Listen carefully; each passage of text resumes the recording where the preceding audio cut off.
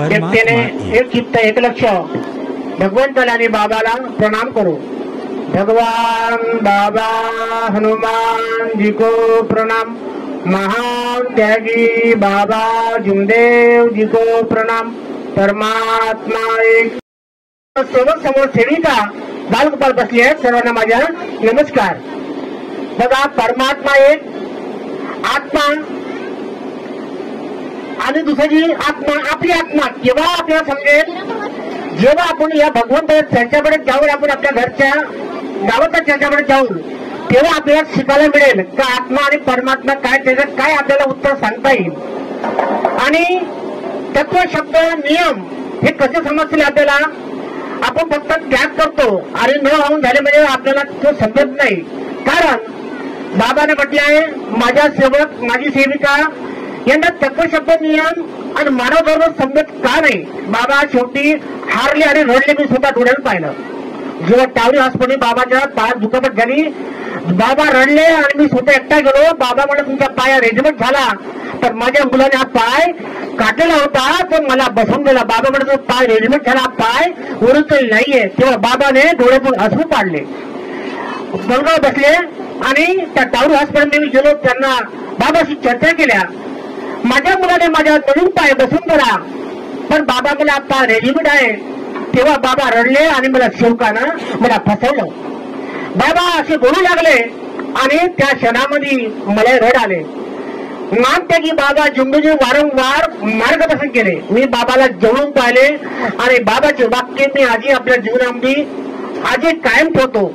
मानव धर्म तत्वशब्द नियम समजत का नाही आपल्याला, याचं कारण आहे, कारण आपण अनेक मध्ये असताना आपल्याला सर्व सवय लागल्या राहते, त्या सवयी आपल्याला जात नाही आणि मानव धर्म आल्यावर आपण त्याच्या चर्चाकडे उपयोग करत नाही आणि चर्चाकडे जाताना आपण खाली हाताने जातो, काही घेऊन जात नाही। मी काय तर सांगेल बा, आपण जर विचार चर्चामध्ये सेविकाला का सेवकाला बाबा उभारल्यानंतर काय मार्गदर्शन कर, काय तर सांग, ते सरळ म्हणते मला काही येत नाही, तो बाबाच्या शब्दाचा अपमान होईल। म्हणून वारंवार आपण सांगतो का कमीत कमी उभा झालं नाही, जर आपल्याला मार्गदर्शन करता आलं, अनुभव सांगता जर नाही आलं, तरी मी उभा झाल्यानंतर सेविका म्हणा, सेवक म्हणा, मी बाबाचे 4 तत्व 3 शब्द 5 नियम आपल्या जीवनात पालन करीन एवढा वचन देतो आणि जयघोष करणे खाली बसते, तर बाबाच्या आदेशाचे पालन होईल। जर येत नाही म्हटलं तर बाबाच्या शब्दाचा अनादर होईल, हे आपल्या सेवकाला समजले पाहिजे। बाबाची शिकवण आहे, माझा सेवक माझी सेविका मला काय वापस करते। बाबा वारंवार सांगतात मला काहीच येत नाही, मग आपल्या सेवकावर काय मिळते। बाबा तुम्ही मागतात मला गुरुदक्षिणा पाहिजे माझ्या सेवकाकडून, गुरुदक्षिणा पैसे नाही, गण मिळत नाही, माझ्या सेवकाकडून मला तत्व शब्द नियम पालन करून जर मला वापस करत असेल तर माझ्या आत्म्याला शांती मिळेल आणि सेवकाला बी समाधान मिळेल। कारण का मानव धर्मात संबंध साधी गोष्ट आहे। आपल्याला कसं आहे, माझ्या जीवनात मी दुसऱ्याला काही जास्त सांगत नाही, माझ्या जीवनात मला कसे कार्य करायचे हे मी याला जास्त लक्ष देतो। कारण माझ्या जीवनामध्ये मला एक एक शब्दाचा मला अर्थ समजते, मी त्याचे अर्थ एक एक वाक्य काढले, एक विनंतीचे वाक्य काढले, शब्द अर्थ काढले आणि बाबाला मी सुद्धा सांगत गेले, बाबा मला मार्गदर्शन करा, मला एक एक शब्दात जाणीव द्या। मी बाबाच्या प्रत्येक महिन्याला बाबा निवासस्थान जात होतो आणि बाबा मला मार्गदर्शन करत होते। मी फक्त बाबाच्या मार्गदर्शनातून मी फक्त शिकलो आणि जागलो। तेव्हापासून मी आपल्या डायरीवर शब्द लिहून ठेवत गेलो आणि ते कार्य मी आधी आपल्या जीवनामध्ये आधी करत आहोत। कारण आपण सेवकाला सांगण्यापेक्षा मला माझे कार्य माझ्या कुटुंबात कसं करता येईल मी याच्याकडे लक्ष जास्त देतो। कारण मी वारंवार माझाही मुलगा मला म्हणायचा, जेव्हा बाबाचा मुलगा म्हणायचा बाबाचे मार्गदर्शन करता मला त्रास होतो अभ्यास करण्याकरता, मला पण बाबा शब्द निघाले, तुला त्रास होणार नाही, तुला कमी पडणार नाही, हे बाबाचे शब्द निघाले। त्यावेळेस माझाही मुलगा म्हणायचा तुम्ही मार्गदर्शन करता आणि हे मला पटत नाही, असं कसं हा मार्ग आहे तुमचा। पण जेव्हा मी त्याला समजलं तू फक्त माझी इच्छा आहे, तू अभ्यास कर आणि तुला नोकरी लावायची माझी इच्छा आहे, मनापासून त्याला योग मागितला परमेश्वराला आणि ते इच्छा माझी पूर्ण झाली। तेव्हा त्याला कळलं माझ्या मुलात दारू पिण्याची संस्थेमुळे त्या गोंजा साईडले त्या ठिकाणी रूम करून दिली आणि पोराच्या संख्येमुळे पोराने पाडला आणि त्याला वर्षभर मी त्याला भार ठेवलं। त्याच्या शिक्षण माझ्या घरची सेविका शिकली होती, त्यानं म्हटलं त्याचं शिक्षण जाऊ द्या. त्याच्या आईने मला तिथं पाठवलं, त्याची रूम करून दिली.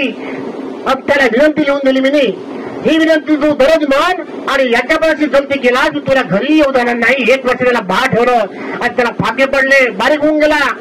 तेव्हा त्याला समजलं तर माझ्या वडिलांनी मला काय बाहेर काढलं. त्याला जाणी झाली, तेव्हापासून तो आपल्या अभ्यासाला लागला. आणि मी परमेश्वर रोज योग मागो, बाबा माझ्या मुलाला योग द्या, सद्बुद्धी द्या. आणि सद्बुद्धी दिल्यानंतर त्याला नोकरी, अगोदर छोट्या नोकरी लागल्या, पण आता त्याला मोठी नोकरी लागली. पुन्हा योग मागितला, मला फोन केला त्या दिवशी, पप्पा मला आज पुन्हा गुजरातल्या नोकरीच्या 10 लाखाच्या पॅकेटचा मला ऑर्डर आला. बघा, बँगलोर नोकरी असताना पुन्हा 10 लाखाच्या पॅकेटचा मला ऑर्डर आला, माझ्यावर पडलाय. आता मी काय करू? आमची सूनबाई म्हणते एवढा दूर जाईल का? हे सूनबाई नोकरी आहे माझी आणि ते मध्ये बँगलोर मध्ये राहा, त्यांचा विचार चालू आहे. आता गुजरातला जाते, त्याला जास्त पॅकेज मिळून राहिला. अशी नोकरी मी रोज प्रार्थना विनंती भगवंताला 5:30च्या सुमारास माझी अगरबत्ती लागते दररोज. आजही त्या क्षणामध्ये मी योग मागतो परमेश्वरा, तो योग माझ्या पूर्ण त्या भगवंताने केला. मी माझ्या जीवनात कधी खर्रा नाही खाल्ला, दारू नाही पेली, मांसाहारी नाही केलं, कधी माझ्या जीवनात आजही खात नाही आणि मला चालत बी नाही. कारण माझे बाबाचे शब्द मला माझ्या जीवनात आजही मला वारंवार रुजतात. बाबा म्हणते मनाचे मी शोकाला शिकू शकलो, तेव्हा माझ्या मनात अशी आठवण आली मला, मी शोकाला मी काय शिकू शकतो ताई, दुसऱ्या सांगण्यापेक्षा माझ्या जीवनात मला कसे कार्य करायचे आणि कसा योग मागायचा माझ्या परिवारात, मी त्याच्याकडे लक्ष आधी जास्त देतो. आणि तो योग माझ्या परिपूर्ण आजी माझ्या पूर्ण करतात. कारण मला जाणीव आहे पहिल्या दिवसाची आठवण. जेव्हा पहिल्या दिवसाची आठवण येते तेव्हा बाबा हनुमानजी 3 दिवसात कार्य पण घेतो. बाबा हनुमानजी भोवताल फिरत असते, घराच्या भोवताल माझ्या सेवकाला काही इजा होऊ नये, भूतबाधा येऊ नये म्हणून तो बाबा हनुमानजी सारखा फिरत असते आणि आपली ध्येयाची अगरबत्ती लागते. मग ध्येयाचा सेवक आणि ध्येयाची सेविका असायला पाहिजे, याच्याकडे मी लक्ष जास्त देतो. आपल्या कुटुंबात माझे लक्ष जास्त राहते. मी दुसऱ्याला जास्त सांगत नाही, पण मी आपल्या जीवनात मला कसं करता येईल, कसं वागता येईल, कसं बोलता येईल, ते बाबाचे शब्द आहेत. लहानपैकी बाबाजींनी मला भरपूर शिकवलं आणि ते शब्द मी जाणून घेतो आपल्या मनामध्ये. दुसऱ्या मला कोणी सांगते, माझ्या कानात जर पटलं, मला मनात पटलं तर ठेवतो ना सोडून देतो, पण माझे बाबाचे वाक्य मी कधीही सोडत नाही. आजी माझ्या जीवनामध्ये, आजी मला परमेश्वर आजी मला साथ देते आणि तीर्थामुळे मला कसा आराम मिळते. मी माझे कार्य, मला असा एक अनुभव आला. माझ्या एवढ्या वर्षापासून माझ्या 90 मध्ये या मार्गात आलो आणि तेव्हापासून मला तीर्थाची गरज जास्त पडली नाही, पण एक दिवशी मला तीर्थाची गरज पडली. 11 शब्दाच्या 7चा तीर्थ लागला नाही, माझ्या पायाला सुजन आले. मी सकाळी फिरायला जातो आणि सायकलने हवा नव्हती, मी पंप घेऊन हवा मारायला गेलो सकाळी, तर फ्लोरिंग वरून माझा पाय घसरला आणि माझा पाय मुरगटला. तर माझ्या पायावर सुजन आली. मी डॉक्टरकडे गेलो, 2 डॉक्टर गेलो, पण डॉक्टर मी महिनाभर तुला पायाचे सुजन उतरणार नाही.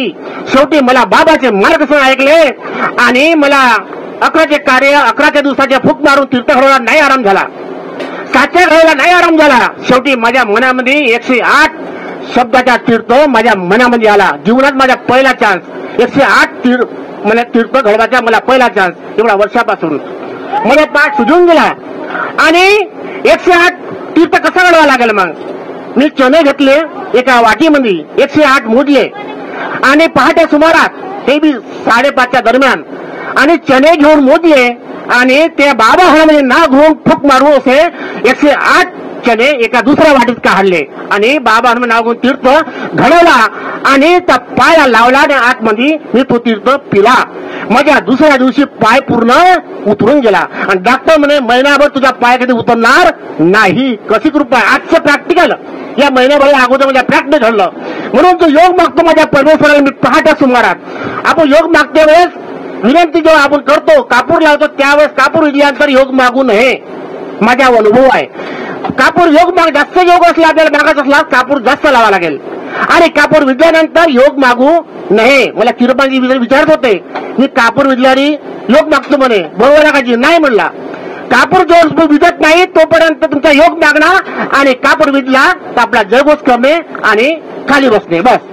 हे बाबाची शिकवण आहे. कापडामध्ये योग मागायचा आणि योग आपल्याला तो मिळते. आणि प्रॅक्टिकल पाहायचं प्रत्येक सेवकाने सेविकाने का माझ्या तीर्थाने मला फायदा होते किंवा नाही तेही पाहायचं. मी नेहमी पाहत असतो माझ्या जो परमेश्वर आहे किंवा नाही हे प्रत्येकाने पाहायचं. आपल्या तीर्थाने फायदा होते किंवा नाही हेही पाहायचं. तेव्हा समजेल का माझ्या परमेश्वर माझ्या जवळ आहे हे सिद्ध होईल. जर तीर्थाने आपला फायदा होणार नाही आपल्याला काही होऊन राहिला तर आपण अजून कुठेतरी आपण चुकून राहिलो हे सिद्ध जरूर होईल. बाबाचे वारंवार एक एक शब्द माझ्या लक्षात आहे. बाबाने म्हटलं मी सेवकाला शिकू शकलो. माझ्या मनात सारखे शब्द यायचे, मला झोप लागत नव्हती.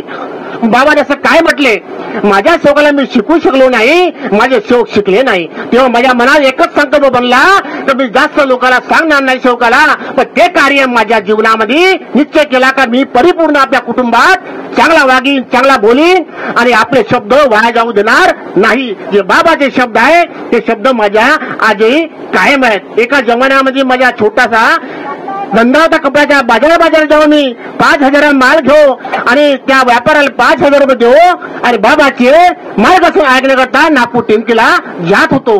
आणि तिकडून बाबाचे शब्द घ्यायचे, मार्गदर्शन ऐकायचे आणि नंतर खरेदी करू. आज माझ्या जीवनामध्ये एवढा प्रसंग चांगला आला, आनंद आला का आता 5 लाखाची खरेदी करतो आणि नवीन नवीन डिझाईन साड्या आणतो, व्हरायटी आणतो आणि माझ्या 30,000 रुपये एका धंदा होते. माझ्या एकटा मुलगा करते, मी भगवत कार्य मी पाहतो आणि माझा मुलगा एकटा दुकान सांभाळते आणि माझ्या विनंती करतो परमेश्वराला. माझ्या लोहा सिमेंट मोठा शोरूम आहे, माझ्या लोहा सिमेंट बाहेर आहे, मी रोज विनंती करतो परमेश्वराला माझ्या विटा सिमेंट लोह बाहेर आहे याची राखण बाबा म्हणजे तुम्ही करा. मी घरी माझ्या घरची बी राखण तुम्ही करा. मी आतमध्ये झोपतो, तू भोवताला बाबा हनुमानजी फिरत राहा आणि माझ्या घराची राखण तुम्ही करा. हे शब्द मी बाबाला वारंवार नेहमी सांगत असतो आणि जे जे शब्द मी सांगतो ते माझे कार्य आजही पूर्ण होतात. सत्य आहे, अनुभव आहे. तुम्ही शिकायला लोक शिका वाटल्या तुम्ही आपल्या मनाने करा. मला काय करायचं आहे, मला अभिमान आहे माझ्या बाबाचा. तर माझ्या बाबाचे शब्द मला असे मिळाले आणि बाबा जुमदोजी माझ्या घरी आले आणि मार्गदर्शन केले आणि आधी ते मार्गदर्शन माझ्या जीवनामध्ये कामी पडले. माझ्या वाया गेला नाही. एवढ्या वर्षापासून मी त्याच्याकडे जातो फिरतो पण ते माझ्या जीवनात आज कामात येऊन राहिले. आजही माझे कार्य चालू आहे आणि प्रत्येक कार्यक्रमाला मी जात असतो. माझा मुलगा दुकान पाहते कपड्याची आणि मी बाबाचे कार्य आजही मी पालन करतो. आणि तत्वशब्द नियमाचे आपल्या मुखातून शब्द असा निघाला पाहिजे. तत्वशब्द नियमाचा लाख बनवा आणि 3 शब्दाची चाबी मर्यादाची चाबी, त्या चाबीने लाख खुलल्या पाहिजे. हे शब्द आपल्याला वाक्य समजायला लागेल. बाबाचा एक एक शब्द लक्षात आहे, बाबाचा एक एक शब्द लाखाचा आहे, मुलाचा आहे. आपण ते विसरून जातो. म्हणून एक एक शब्द माझ्या जीवनामध्ये मला पालन करायचे आणि माझ्या जीवनमध्ये माझ्या सुखी जीवन बनायचं आहे. म्हणून आजच्या प्रसंगी बाबाचे तत्वशब्द नियम पालन मला माझ्या जीवनामध्ये करील. आणि चर्चापीठ आधीच मी सोडत नाही, कधी बहाणा बनवत नाही. चर्चापीठला मला अर्जंट काम असलं तेव्हा की जात नाही, पण मला कधी बहाणा करता येत नाही. चर्चापीठ नावानं बरेचसे सेवक बहाणा करतात, मी इथं गेलो तिथं गेलो खोटंही बोलतात, तसं मला जमत नाही. मी बाबाच्या चर्चापीठला पालन जरूर करीन. मला बाबाचा शब्द आहे, तुला काही कमी पडणार नाही. फक्त तत्वशब्द नियमाने तू वाग. बाबाचे शब्द आहे मला, तू तत्वशब्द नियम वागशील तुला काही कमी पडणार नाही. आणि तू बाबाने सांगितलं तू भगवंताला सांग. बाबाने म्हटलंय तुझा संकटाला काही आलं तू मला सांगू नको. बाबा शब्द आहे तू फक्त भगवंताला सांग, कापूरला योग माग आणि भगवंत तुला साथ देईल. हे बाबाचे मार्गदर्शन आहे. म्हणून त्यापेक्षा आपण बाबाचे तत्वशब्द नियम परिपूर्ण आपल्याला पालन करावं लागेल. आपण म्हणतो वारंवार चर्चापीठ तेच विचारतात, तत्वशब्द नियम तेच विचारतात, पण ते आपल्याला पालन होत नाही. मार्ग साधा नाहीये, सोपी नाहीये. हे 4 तत्व 3 शब्द 5 नियम एवढे कठीण आहेत का आपल्या वाटतं सोपी आहेत नाहीये. त्याच्या एक एक शब्दाचा अर्थ काढा तुम्ही, थोडा डोका लावून सुना आणि त्याचा विचार करा तर तुम्हाला बहुत कठीण वाटेल मार्ग. आणि त्याच्या एकेका शब्दाने आपल्याला चाला लागेल. तेव्हा तो परमेश्वर आपल्याला साथ देईल आणि आपले कार्य जे होणारे समोर आपला योग मागतो ते पूर्ण झाल्याशिवाय राहणार नाही. माझ्या प्रॅक्टिकल माझ्या जीवनात 1990 पासून या मार्गात आलो ते माझे प्रॅक्टिकल माझे होत गेले आणि आजही माझ्या जीवनात होऊन राहिले, सक्सेस होऊन राहिले आणि ते कार्य मी आपल्या जीवनामध्ये करतो. म्हणून बाबाची शिकवण तत्वशब्द नियमाने मी आपल्याला चालीन आणि मनापासून चालीन. मी दुसऱ्याला फोर्स नाही करत. मी तुम्हाला नाही म्हणणार. तुम्ही आपल्या बुद्धीने तत्वशब्द तुमच्यासोबत दिले, माझ्याजवळ बी दिले. एक श्लोक म्हणते सेविका रोज तीर्थ घडवते. रोज आपली तब्येत बिघडते का? नाही. पण रोजे रोजे गिलास घेऊन तीर्थ बनवतात आणि पितात. उदाहरण सांगतो, जर आपण शेजाच्या बाईला रोज रोज भाजी मागितली ते बाई त्रासून जाईल. रोज रोज मला मागते ते बाई बहाणा करेल. हे याच्या रोजच्या मला उसरून मागते म्हणून ते बाई खोटं बोलेल आणि तुम्हाला देणार नाही. एक दिवस मागितला ठीक आहे. म्हणून बाबाचे शब्द आहे, तीर्थ असा प्रसंग बनवा का जेव्हा तुम्हाला त्रास होईल, जास्त त्रास होऊ नका तर तीर्थ घडवा आणि आपल्या आत्म्यात घ्या. तुमचे जीवन सफल होऊ शकते. रोज रोज तीर्थ घडू नये, कारण ते मर्यादा संपून जाईल. माझा सेवक म्हणतो की माझ्या ह्या सेवक रोजी डॉक्टरकडे जाते, रोजी तब्येत बिघडते त्याची नाही. त्याला मर्यादा असते. उदाहरण आहे, कारण मर्यादा हे फार मोठी आहे. तत्वशब्द नियमाची जे मर्यादा दिली समोर हे फार मोठी ओलांडून जर गेलं काय होते. प्रॅक्टिकल आहे. आता वेळ सांगायला नाही, भरपूर आहे. तुमचं उदाहरण आहे, भरपूर उदाहरण असे जीवनामध्ये आलेले आहेत. ते बाबाचे वाक्य आहेत आणि सत्य ठरतात. म्हणून माझ्या प्रसंगी माझ्या जीवनात मला कसे कार्य घडवायचे आहेत, पालन कसे करायचे आहे, कसं बोलायचं आहे, मर्यादा सोडून बोलायचं आहे, कसं वागायचं आहे, हे माझ्या जीवनात मला बाबाने चांगलं शिकवलं आणि मी बाबाच्या मार्गदर्शनात शिकलो आणि तेच जाणीव मला आजही आहे. म्हणून बाबाचे तत्वशब्द पालन करीन आणि त्याच्या बड्या आदेशाचेही पालन करीन. एवढं म्हणून मी आपले 2 शब्द पूर्ण करतो. सर्वांना माझ्या नमस्कार.